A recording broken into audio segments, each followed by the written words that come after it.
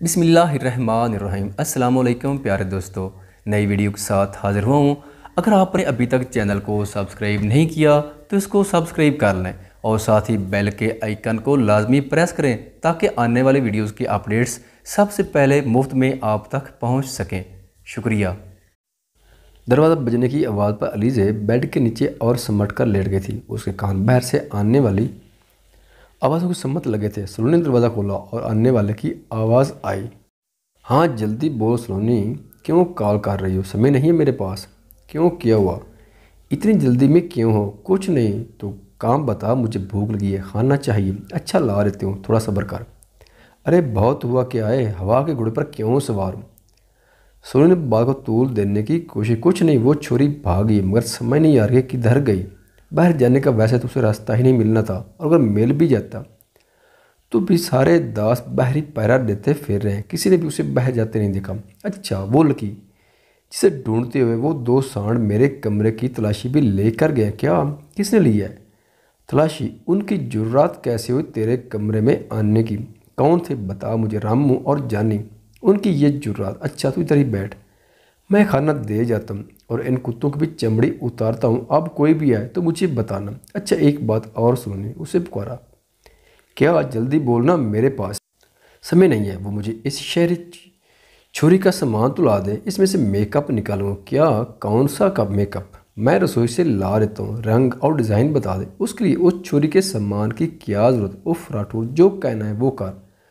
तूने इस छुरी का सामान क्या करना है? पहले तो कभी किसी का सामान नहीं, मगर चक्कर क्या है? कहीं उस छुरी को तूने ही तो नहीं छुपाया? एक पल को तो अलीज़े का भी दिल ज़ोर से धड़का, सलोनी का भी रंग उड़ गया, मगर फिर खुद में काबू पाके उसी पे चढ़ दो। हाँ हाँ मेरे ही पास है, आ जा, तू भी तलाशी ले ले, आ जा। अब वहाँ क्यों खड़ा है? अरे मैं तो वैसे ही मजाक कर रहा था, ला रहा हूँ सामान, जो निकालना हुआ निकाल के सामान तुरंत मुझे वापस कर देना। अच्छा पहले खाना ला दे। थोड़ी देर में खाना आ गया। अलीज़े ने बाहर जल्दी जल्दी खाना खाया और फिर से बेड के नीचे घुस गई। इतने में राठौर उसका सामान भी लेकर आ गया था।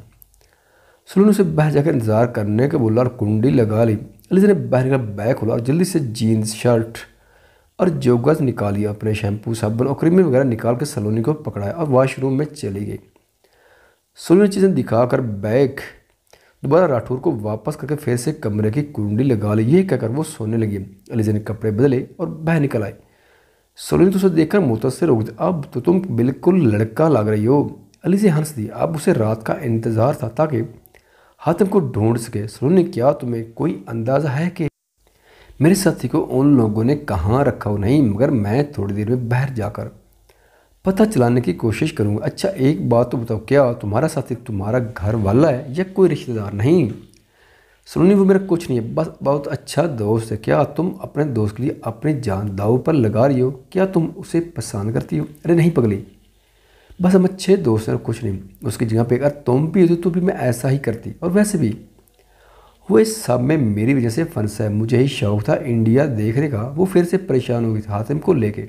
अच्छा तो तुम कह रही हो तुम लोग बस अच्छे दोस्त हो? हाँ, मगर तुम्हारी आंख तो कुछ और कह रही हैं। वो उसे छेड़ती हुई आंखें मटकाकर डीले गोल गोल घुमाकर बोली और दोनों हंसने लगी। कुछ वक्त इन सर पर सलोनी हातिम के बारे में सुन गुन लेने बाहर गई और अलीज़े उठकर आगे का प्लान सोचने लगी। उसे किस तरह पहरेदारों की नज़रों से छुप कर हातिम तक पहुंचना था ताकि उसे लेकर सलोनी के कमरे में वापस आने तक कोई हंगामा ना हो। उसके बाद वो सबको देख लेगी। थोड़ी देर में सलोनी हाँफती हुई वापस आई और धम से बेड पर गिर गई। क्या हुआ? खैरियत? हाँ सब ठीक है। तुम्हारे साथी का तो बड़ी मुश्किल से पता चल गया, मगर मसला ये है कि वहाँ बहुत सख्त पैरा है और वो हरामी साथ दुबे किसी भी समय वापस आने वाला है। कोई बात नहीं, तुम बस मुझे वहाँ पहुँचा दो, आगे मैं खुद देख लूँगी। क्या तुम सच में इन सारे हरामियों से निपट लोगी? हाँ बिल्कुल, तो चलो आओ। मगर नहीं, रुको ज़रा, ऐसे तो अगर किसी ने देख लिया तो फौरी पहचानी जाओगी। तुम ऐसा करो, दासियों वाला लिबास पहन लो।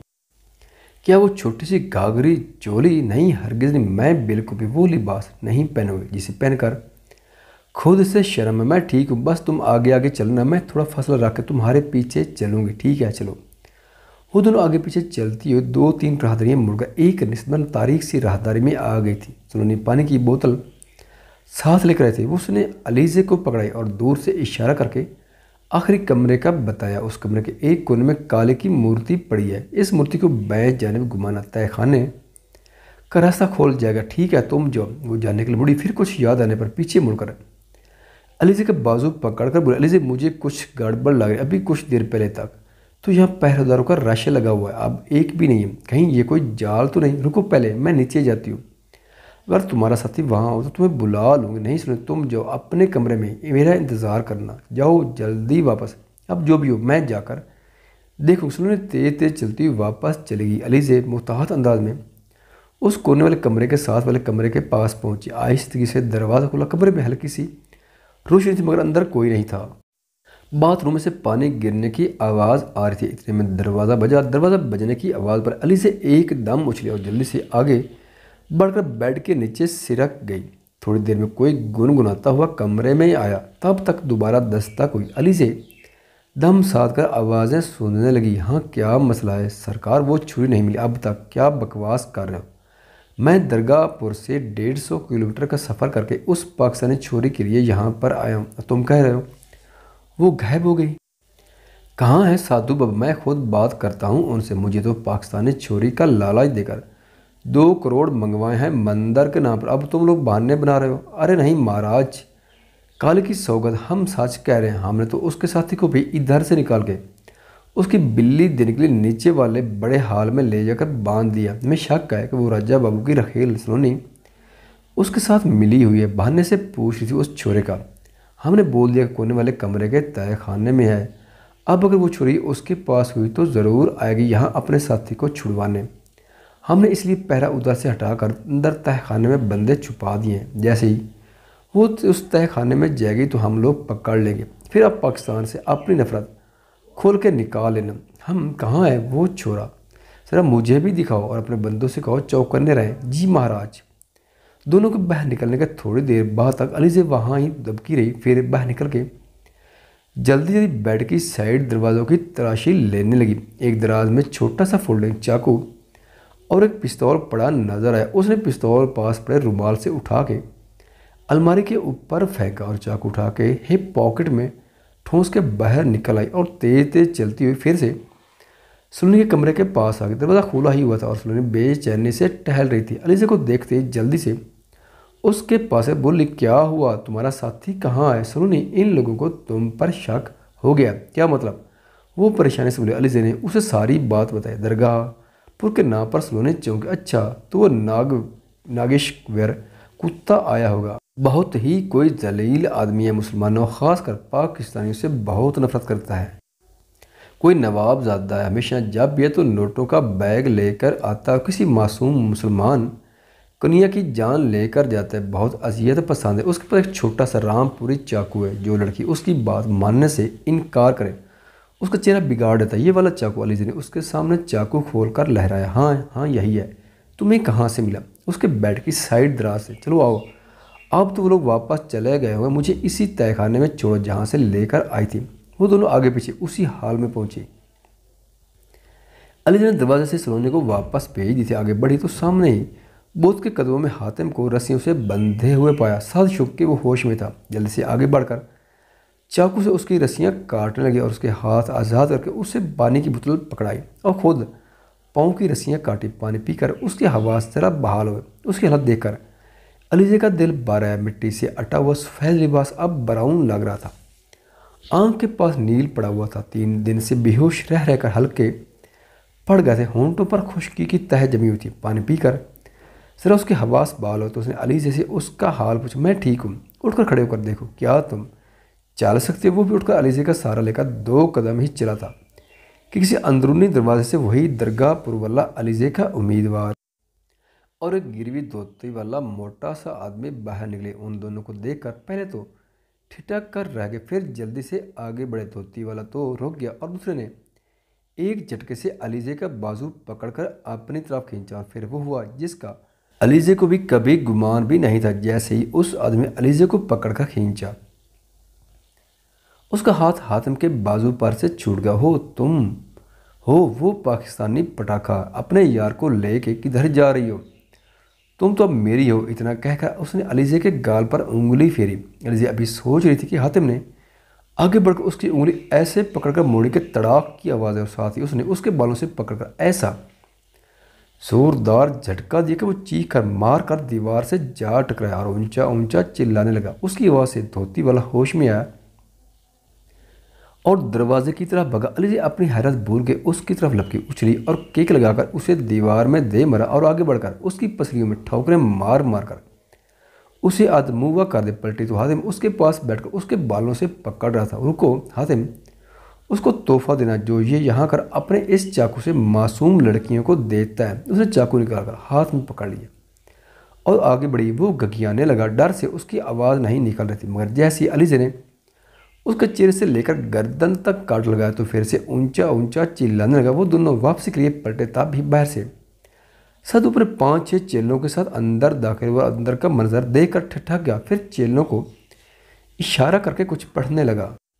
हातिम अंगूठी आग में फेंकर फिरौन राह को बुलाओ जल्दी, और खुद कलाई से तस्बीह उतारकर आयतुल कुर्सी ऊंची आवाज़ में पढ़ने लगे। साधु के इर्द गिर्द बगोले से नाचने लगे, मगर वो अलीज़ा तक नहीं आ पा रहे थे। उसने घबराकर हातिम की तरफ हाथ झटक दिए। बगोले जैसे तेज से हातिम की तरफ बढ़े, उसी दम बिजली कूदी और बगोले राख बनकर गिर गया। अलीज़ा समझ गई कि फिरौन वादे के मुताबिक उनकी मदद करने आ गया। साधु ने फिर भी हार नहीं मानी और दायरा खींचकर बैठ गया और मुसलसल कुछ पढ़ पढ़कर फूंकने लगा। उसकी नाक में से खून निकलने लगा था, मगर उसके किसी भी वार का असर उन दोनों पर नहीं हो रहा था। अलीज़ा भी मुसलसल विरद करती हुई मोटे पहरेदारों की धुलाई कर रही थी। हातिम ने भी दो को बारी बारी उठाकर दीवार में मरा था और उनके सर तरबूज की तरफ फट गए थे। हातिम जैसे ही साधु के पास पहुंचा, उसने उठकर भागने की कोशिश की, मगर ऐसे लगा जैसे उसे किसी ने पकड़कर हवा में ही लटका। अलीज़ा ने बोत के कदमों के पास पड़ा हुआ छुरा उठाकर हातिम की तरफ फेंका और बोली, इस शैतान को जिंदा रहने का कोई हक नहीं है। हातिम ने छुरा पकड़ा और एक ही वार से उसका सर उड़ा दिया और खुद जल्दी से पीछे हो गया। मगर ये क्या, उस मनोज साधु की गर्दन से खून के बजाय काले रंग का गाढ़ा और बदबूदार स्याल निकलने लगा। वो दोनों पीछे हटे और जल्दी से बाहर निकल आए। अलीज़ा उसे लेकर सलोनी के कमरे की तरफ बढ़ी और रास्ते में फिरौन की रूह को मुखातिब करके बोली कि मंदिर में मौजूद सारे शैतानों को ख़त्म कर दें और काली के सारे मनोस बोत भी तोड़ दें। सलोनी के खुले दरवाजे से अंदर दाखिल हुए तो वहाँ एक खूबसूरत सा जवान बेड पर बैठा था और एक मंदिर के लिबास में काला सा आदमी उसके पास ही खड़ा था। जैसे ये लोग अंदर दाखिल हुए तो वो दोनों झटके से उठ खड़े हुए।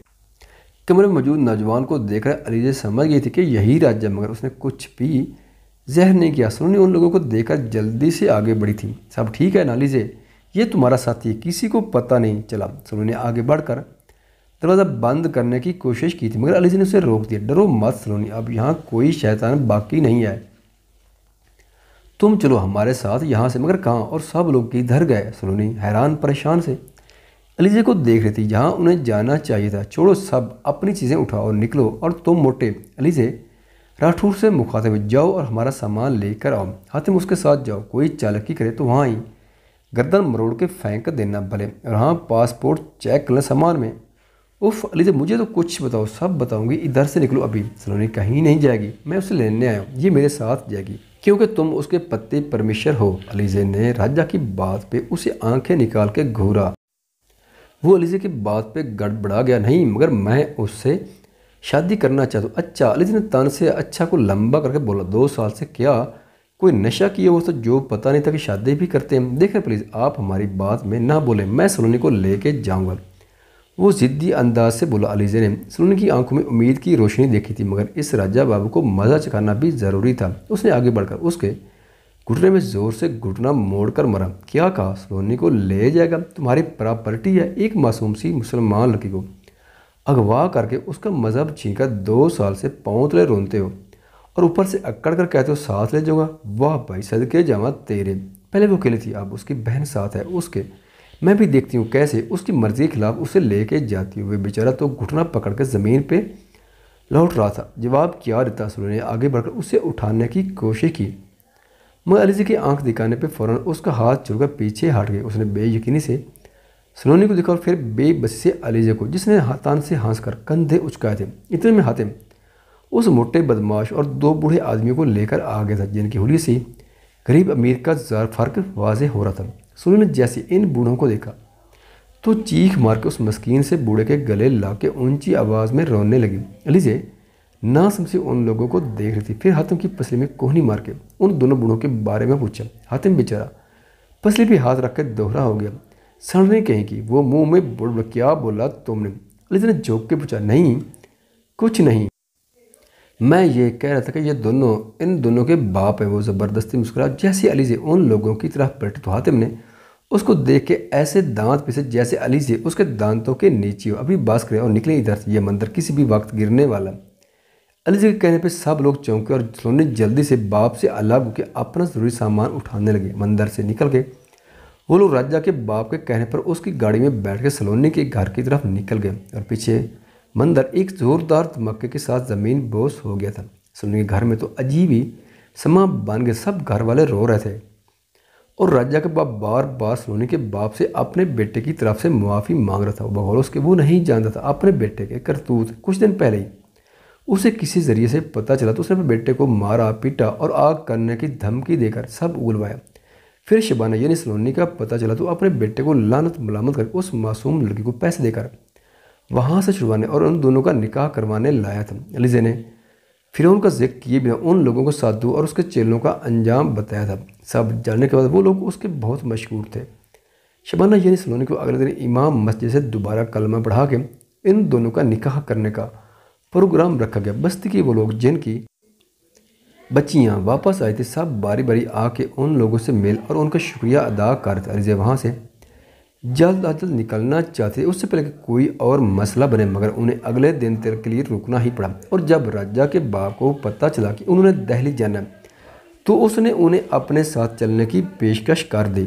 अलीज़े ने मना कर दिया मगर सलोनी बाज़िद थे उसे हाँ करने पर। अगले दिन वो लोग बाखिर दिल्ली पहुँच गए थे। अलीज़े ने फ़ौरन एम्बेसी से रब्ता किया था कि उन्हें वहाँ से निकलने में मदद करें, मगर इन लोगों की बात सुनकर अलीज़े को शाक लगा था। उन लोगों के मुताबिक पिछले दिन मंदिर गिरने पर जब मीडिया वाले वहाँ पहुँचे तो किसी ने मंदिर में होने वाली कार्रवाई और साधु पीड़ितों के कत्ल को दहशतगर्दी बनाकर मीडिया के सामने पेश कर दिया। सुबह से कलकत्ता में हिंदू मुस्लिम फसादात शुरू हो गए थे। एम्बेसी पर जोर दिया जा रहा था कि दोनों पाकिस्तानी दहशतगर्द यानी अलीज़े और हातिम को उनके साथियों समेत पीड़ितों के हवाले किया जाए ताकि उन्हें सख्त सज़ा दी जाए। एम्बेसी वालों ने उनकी मदद करने से इनकार कर दी थी। उन्हें हिदायत की थी कि खुद को उन लोगों के सामने पेश कर दें। वो लोग कातलों और दहशतगर्दों को साथ देकर इंडिया से अपने तल्लुका ख़राब नहीं करना चाहते थे। अलीज़े ने फ़ौरन सिम निकाल कर तोड़ फेंकी थी। हातिम से भी मोबाइल लेकर तोड़ दी क्योंकि वो मोबाइल उन लोगों का ही दिया हुआ था। तो हो सकता था उन लोगों ने उसमें कोई ट्रैकिंग डिवाइस लगाई हुई हो। अब उसे यहाँ से निकलना था और उसके लिए उन लोगों की मदद की भी ज़रूरत थी और उन्हें खबरदार भी करना था। वो जैसे ही लॉन्ज में पहुंचे हातिम समेत सब लोग टीवी के आगे ही बैठे थे और उन दोनों के बारे में खबरों में बताया जा रहा था। उनकी पासपोर्ट वाले तस्वीरें दिखाकर आवाम को उन्हें पकड़वाने पर इनाम का लालच दिया जा रहा। माफ़ कीजिएगा, हमारी वजह से आप लोग भी मुश्किल में पड़ने वाले हैं शायद। अरे नहीं बेटी, ऐसी कोई बात, मगर मैं ये सोचकर हैरान हूँ कि तुम लोगों ने तो सबको ठिकाने लगा तो ये बात कैसे बाहर निकली? राठौर क्या मतलब?